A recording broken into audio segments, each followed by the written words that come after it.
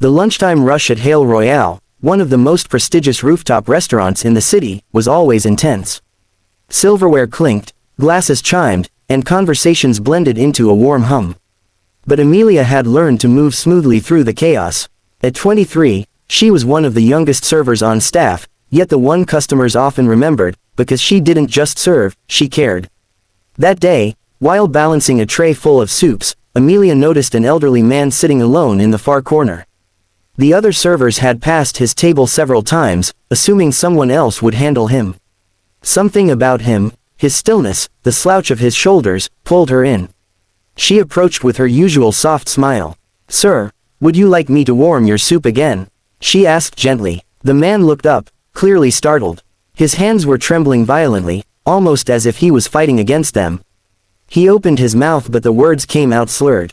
Amelia recognized the signs: neurological disability, maybe a stroke. She had seen something similar with her father during his final year. Before the elderly man could respond, his spoon slipped from his fingers and clattered onto the table. The room was loud enough that most didn't notice, but Amelia did. She set her tray down quickly and crouched beside him. "It's okay," she whispered. "Let me help you." The man looked embarrassed, eyes watering with frustration, as if he hated needing this kind of help. Amelia didn't hesitate. She picked up the spoon, wiped it clean, dipped it into the soup, and gently guided it to his lips. At first he shook his head, refusing. She smiled softly. "You're not a burden," she said. "Everyone needs help sometimes." Those words broke the old man's resistance. His eyes softened, and he allowed her to feed him slowly, spoon by spoon, wiping the corners of his mouth when necessary. What Amelia didn't know was that someone else was watching. Upstairs on the mezzanine level stood Ethan Hale, the billionaire owner of the entire Hale hospitality group. He often visited his restaurants unannounced, but no one recognized him today, just how he preferred it. He scanned the room, making mental notes of areas to improve. But his eyes halted when he saw the scene in the corner. He froze. The man Amelia was feeding was his father, Walter Hale. Ethan's breath caught in his throat. He had come only to check on operations, not expecting his father to dine here today. Walter rarely left home, usually accompanied by caregivers. Ethan had been busy for weeks, meetings, travel, deals, and had barely checked in. The guilt tasted like metal on his tongue. From his spot above, Ethan watched as Amelia tucked a napkin gently under Walter's chin, whispered encouragement, and fed him with the same patience someone might show their own family. She didn't rush. She didn't treat him like an inconvenience. She treated him like a human being. And Ethan, billionaire, mogul, and son, felt something inside him crumble. Ethan remained in the shadows for several minutes, unable to take his eyes off the quiet tenderness unfolding before him. He had seen employees do their jobs well, but this wasn't a job.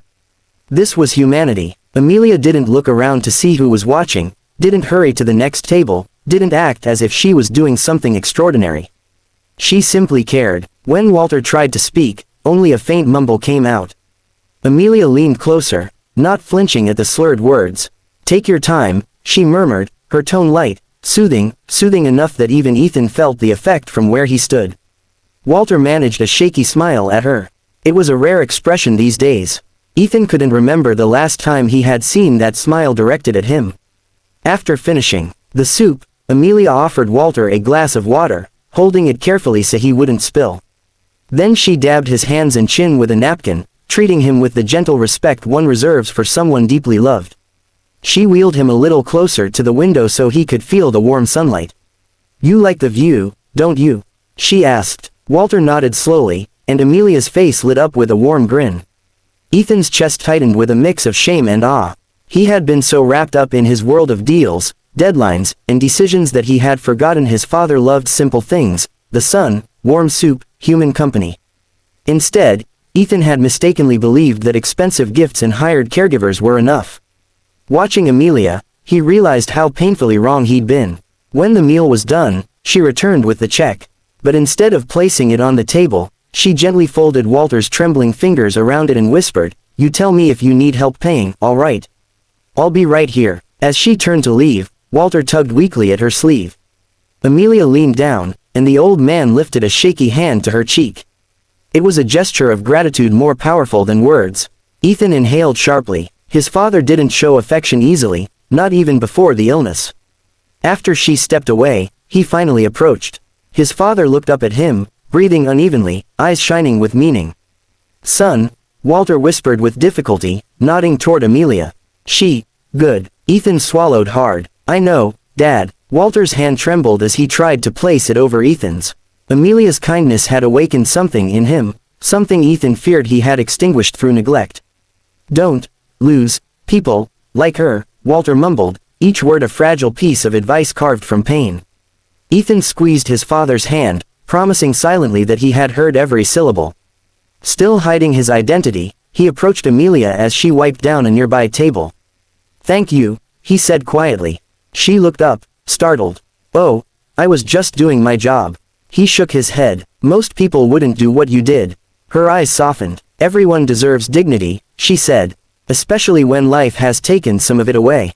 Ethan had never felt more humbled in his life. Amelia didn't think much of the stranger's compliment. She simply smiled, nodded politely, and went back to wiping the table. To her, kindness was not a performance, it was a duty, something she had learned from her late father.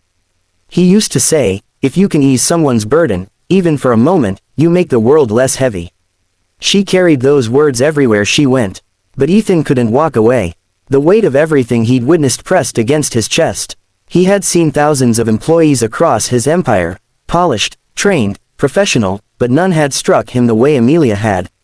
She moved with sincerity, not obligation. She cared without expecting anything in return. It was rare, almost unsettlingly rare.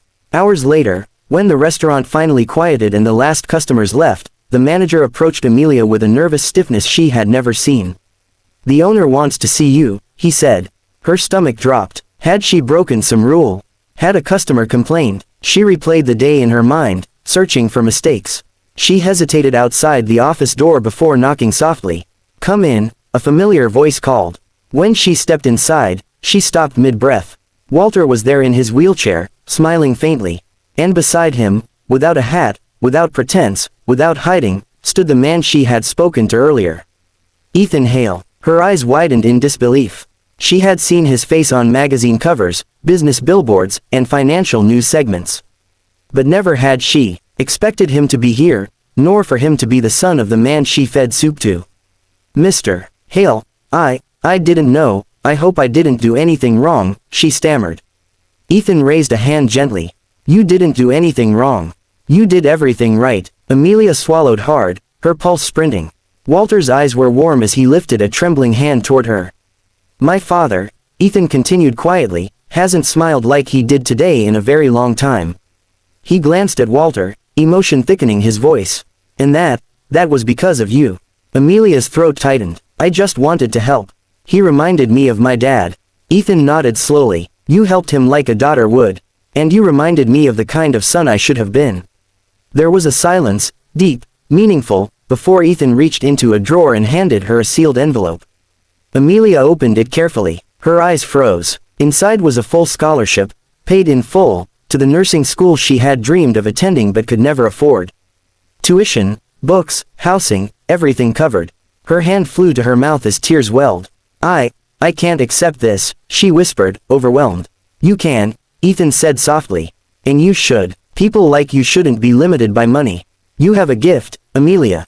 A gift this world needs." Walter nodded slowly, reaching for her hand. "Good heart," he whispered. She knelt beside him, squeezing his fingers gently.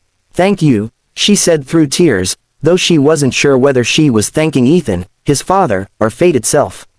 Ethan stepped closer. "Today, you changed 2 lives," he said. "Let us change yours." And for the first time in years, Amelia walked out of the restaurant not just with tired feet, but with a future that suddenly felt wide, bright, and beautifully possible.